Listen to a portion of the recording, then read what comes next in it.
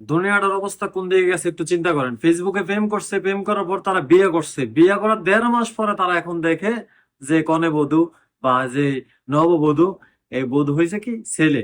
তো এই যে 1.5 মাস যে সংসার করলো, 1.5 মাস কি টের পায় নাই?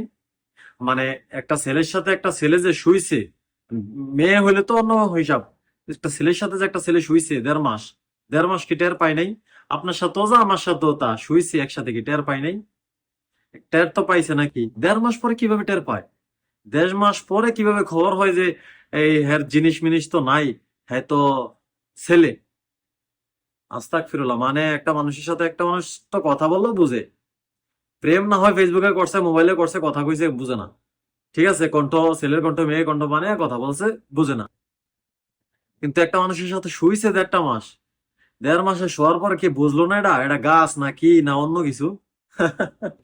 কোনো কিছুর এটার পর নাই। 1.5 মাস, 1.5 মাস পরে পাইছে যে এটা ছেলে। তো ছেলের সাথে এতদিন কি করছেন আপনি? মানে মিসাইল কোন দিক দিয়ে গেছে?